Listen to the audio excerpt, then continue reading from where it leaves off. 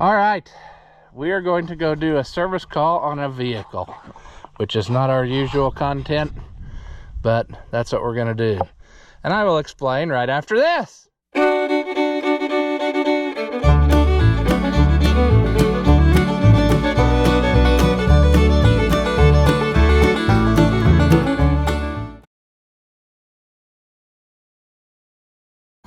All right, welcome back. If you haven't seen my videos before, I'm the Oliver Man. I'm finding trash in all kinds of places, but that is neither here nor there. What's gonna happen here is, first you're gonna see some footage that I filmed earlier this summer. And basically what's going down is my grandma died earlier this year, like in, when was it, March, April? I can't remember. I just remember it happening. It was right about the time that we got that 525 combine. Like, I was working on that, and yeah.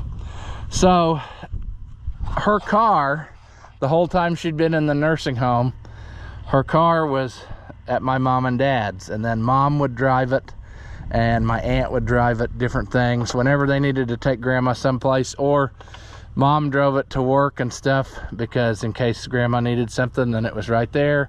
Plus it was good for the car to go out and, you know, be used than just sitting in one spot. Well, it had some type of a meltdown, and listening to her describe it, it sounded like it was an electrical problem, maybe. So after grandma died, now the bank wants to settle the estate, and I just haven't had time to mess with it, and it's getting to where now it has to happen today, because if it's not running by tomorrow, then they'll just have to call the junkyard and come get it or whatever. And that's about where we were with it. But anyway, you'll see the old footage. I went with the idea that it was an electrical issue, and ended up finding out, well, you'll see what I found out at the end of this. All right, poor grandma's car. I hauled her many a mile in this. She liked to go for drives and go out to eat and stuff, but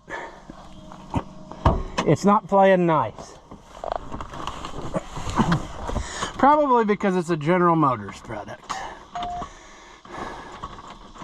But it almost acts like it's not getting the ground. And in their infinite wisdom, they thought, hey, let's put the battery under the back seat instead of, you know, under the hood, where things should happen. So I think Dad put a different battery in it. However, what I'm concerned about is the, let's make sure our test light works.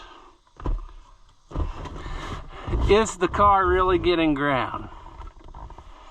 I suspect, partway, that perhaps the fault, well, it's getting ground there, so I guess that's out. I was wondering if the ground cable wasn't good, and that might be why. But it looks like it's getting a ground. Now, I know nothing about this at all. So I'm definitely not the person to be doing this, but somehow I got elected to try to do this. So I don't know. Seems like an awfully lot of work for me to fix something that's going to go to an auction and not bring anything anyway, you know. It's a shame, because I don't think it even has 100,000 miles on it, but I don't even know.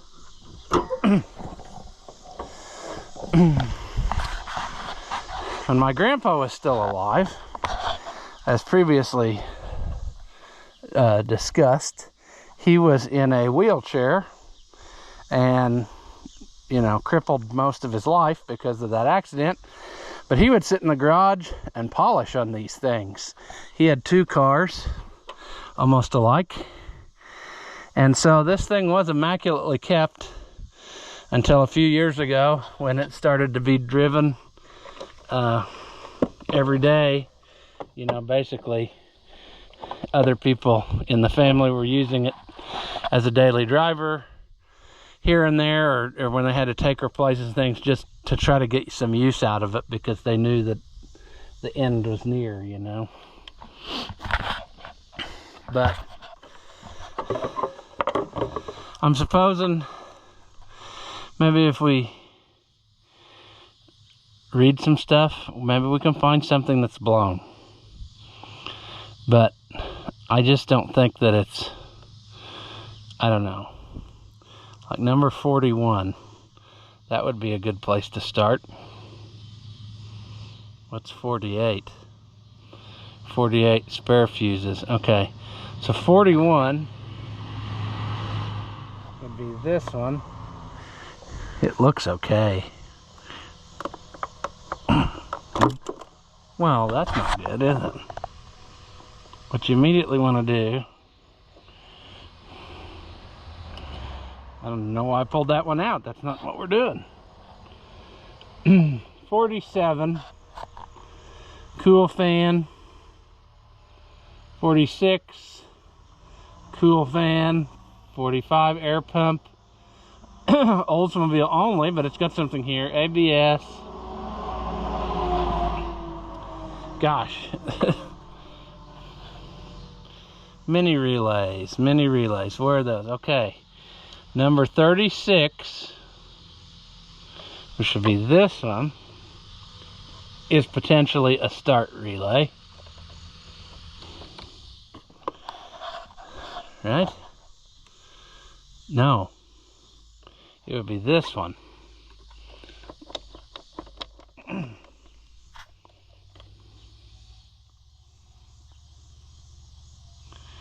Okay, what's the one right next to it? 35, air pump. Well, we don't need an air pump, so let's switch these two.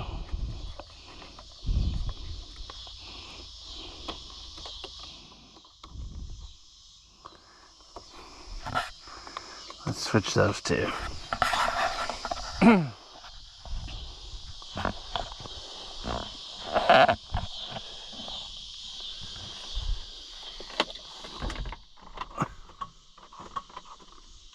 No. Dinging. As soon as you put a load to it, it craps out. It still just acts like it's not getting a good ground. And of course, do we have a starter solenoid in the open? Probably not. Would be real nice if there was one mounted right here on the firewall where a guy could get to it. Well, that did nothing.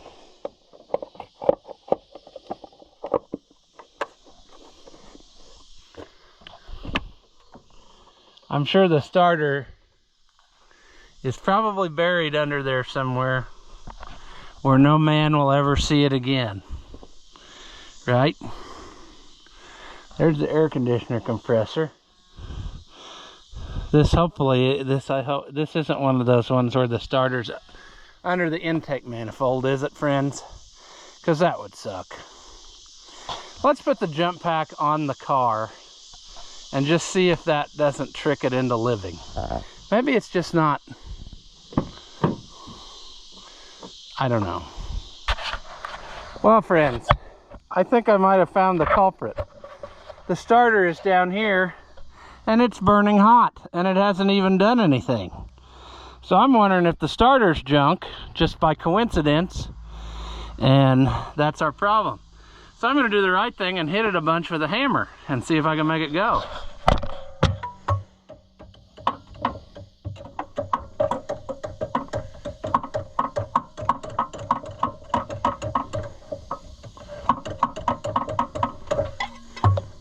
Will that work? I don't know. Saw it on TV once.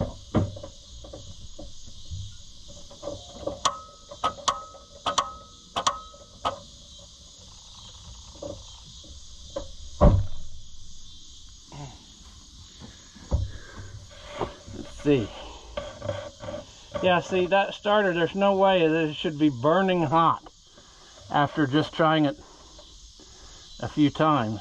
And it's not like it's because of the sun or anything. It can't be. It's very obviously. And what's weird about it is it's not the solenoid. The solenoid is not what's getting hot. What's getting hot is the actual body of the starter itself, almost like the brush is stuck or something. I see that it appears that the car has been leaking oil. Right there, do you see what I'm talking about? And with the way that starter's there, perhaps it has leaked oil on it to the point that it will not run or will not crank. My old diesel pickups would do that all the time, to the point that I finally would wrap the starter with an inner tube because it was bound and determined on those old diesels that something was always going to leak. So my recommendation from here out is that we're going to get a starter and put it on there and see if that don't fix it. I mean, they've already put a new battery in it. If the starter don't fix it, I don't know. Let me know if you want to buy a Buick, because yeah, it's got to be sold as part of her estate. And it's a shame because it's basically a nice car. If it was washed, it's been sitting here for a while, but if you took it through the car wash, it'd look like a new one. I mean, it has very lowish miles on it for the year, but at any rate, I will table this and we'll get a starter and see if we can't make it go sometime. All right, so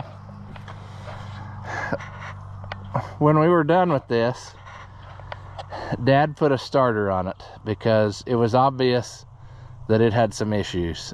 But what we didn't know is it had even more issues than what we thought. So when he took the old starter off, chunks of it came out of the bell housing. The end of the starter had self-destructed, which would account for when Mom said there was some kind of noise. But then there was also an electrical smell and stuff, and that was probably the starter getting hot from shorting out or whatever. But multiple things happening. Well, he put on a new starter, and then in the meantime, something else happened. Because when we tried to start it, it would make about half a revolution and then the motor would be locked. So I thought, what the heck? And not really wanting to spend a ton of money on it, where do we go from here? Well, I talked to a friend who works on cars, and he said these motors were notorious for head gaskets leaking into the cylinders. And so I believe that's why it won't run now. And he said what we can do then is just take all the spark plugs out, crank it over. We'll be able to figure out which cylinder has the water in it, and then put the plugs back in and it should start. So we're going to try that. There's still coolant in the reservoir, so I don't know how full it was supposed to be. Well, see, obviously here was the full mark. And oh, okay, so maybe the staining. So it has dropped that much, so there's probably that much coolant in the engine. And I think last time I messed with this, I even took the belt off to make sure that it wasn't, I wanted to spin each thing separately and make sure what was what. So, like I said, it's a shame that this is happening, because this is really a fairly nice car. They had two of them. I've probably told that story before, but years ago when my mom was little, they had a car accident and they didn't know if they'd live or not. And as a result of this, my grandpa was crippled pretty well his whole life. And so they had two of these cars. They had a 97 Buick, and then this one Grandma bought on her own. This is her car. But interestingly enough to note, they were heavily modified for handicap use. And I think this, yeah, see this, oh, look at all those ladybugs. Ain't that great? The door hinges have been changed so that they open almost 90 degrees. The one on that tan one, the 97, was even more. But it was so that he could get in with his leg, because there was a time when he could drive still. So there's that. We better put this belt back on here in a little bit. And then what they did on that tan one, or the 97 one, was instead of they took the cushion out of the back seat and it had a wood platform built where they could put his walker in there or wheelchair. And that's how they went. They traveled to all 50 states and everything, and I think they took that other car most of the time. When Grandma bought this one, in order that they might be able to haul passengers in one of them, you know, both of them and some passengers, they had it's got a lift, like a crane in the trunk. And I don't know that they ever used it, because they always drove that other car a majority of the time. And then he ended up in the nursing home. And so, yeah, but that's the deal. These cars, they had them for handicap use and had them modified as such. Now, oh, cool. This car is not metal at any point. All right. I don't know where to go from here. I wish I had not taken this belt off, because that's probably going to cause us some great deal of stress putting that back on. Also, I don't believe I had the right tools. I think I just strong-armed it off of here. But, you know, maybe I shouldn't even fool with putting the belt on till I get it running. If I get it running. Because, friends, I ain't no GM mechanic. Okay, it's obviously got to go up and over that one. And then it's got to go down. Usually they have a little diagram that tells you how you're screwing up your life, but I don't see that on this one. 2,000 years later. Oh. Let's see if this fits. Okay.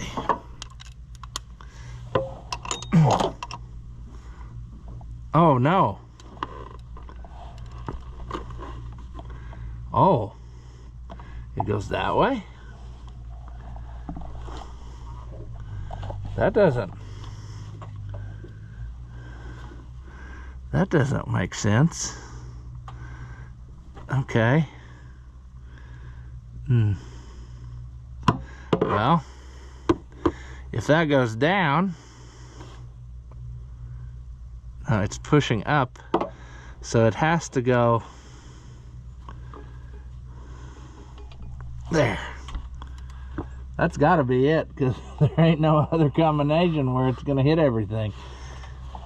Looks right. Okay. Now, we're going to proceed with pulling spark plugs. And I don't know what we got here. I don't know. I'm betting this is not going to be an easy process.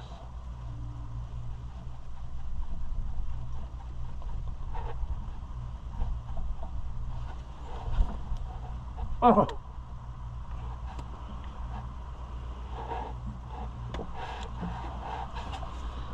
Okay, what am I missing? This just ain't playing nice. Many months later. Well, this is not going well. I don't think these have been off of there ever. And I think that it's not really worth my time. I mean, if it's going to the junkyard anyway.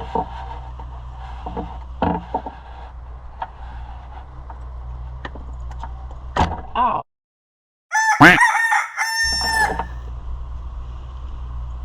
Huh.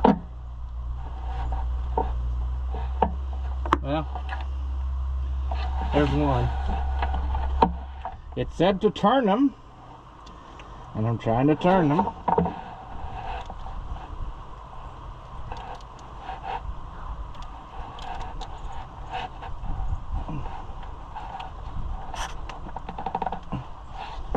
we're gonna have this all screwed up before we're done. I'm over it. I don't know what to do. What allegedly separates humans from the so-called lower animals? Supposedly, it's the ability to make and use tools. I didn't bring enough stuff. I thought I did, but I obviously didn't. I don't know. We're gonna hope that it's one of these in the front. Because if I gotta do the back ones, I'm done. I ain't even trying it. There. Good grief. That's ridiculous. To make that stuff like that. Yep. In fact, well, I just ruined that spark plug wire, so. Baby chimps begin experimenting at a young age, like this one that's learning how to use a stick. And you people who say you just twist him, just twist him. I'm twisting. I ain't getting nothing. Yep, there I broke it. Now that's off of there.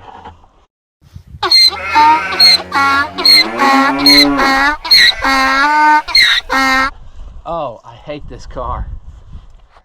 Alright, we're making some progress finally. That was a struggle bus just to get the wires off. And enough stuff here to make this go. So when we have to do the back three, we're gonna have some rough going. Boy, those are very burnt. Like, that is not very good. I'm gonna hope that one of these is the one that's full of water. And I'm gonna hope that's really what it is. Maybe it'll run. Be a lot easier to... That one has a lot of fluidy stuff in it, so possibly that one. But you will recall that we, what do I want to say? I don't even know anymore. What are the chances that the battery isn't dead? It has a brand new battery in it. That was one of the things that happened along life's way.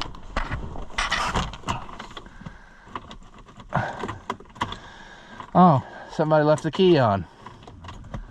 So, naturally, no battery. Great. Ooh. I bet this is too dead to start it too. Because I don't think we ever charged it since we tried that 1365. It might be enough to, I don't know. It says 11.9 volts. Probably not enough.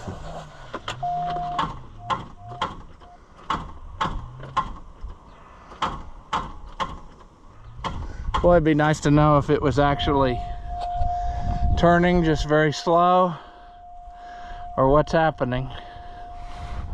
Okay, friends. I'm throwing in the towel. I'm over this thing, and it's never gonna run again. So I got it to turn over just the same as it did before. It's what's weird about it is it almost, I don't know how this motor's made, but it's almost to me like I wonder if a timing chain, maybe they have gears now, I don't know, but I can turn it backwards all day long by hand. But when you go forwards, it turns to a certain point and then it locks up tight. And I cannot even overcome it with a breaker bar or what have you. But then I can immediately turn it backwards and go around and around and around and around. So figure that one out, friends. Why can I go backwards indefinitely, but it won't go forwards? See, that almost to me seems like timing chain. You know, maybe I go one way and it flops over and it's going fine, but then the other way it's trying to wrap around itself and locks it up. I don't know, but I do know this: it ain't worth my time, because this is a $0 an hour project and I've already sunk many hours into trying to get this stupid thing to run again, and it's not worth it. I mean, you can buy a running and driving one for $1,000 bucks. So I've already got more than my time in it, and like I said, it's a $0 paying project, so I would say that the bank can take her to the junkyard, you know. It's a shame, because the rest of the car's immaculate, but if a guy had one that was crashed and had an excellent motor, he could buy this and put his motor in it, and man, he'd have something, because it was an excellent car. Everything worked on it, but I would say this motor is pretty well done. I don't know what happened to it, but obviously that cylinder was using oil at the very least, in addition to other problems.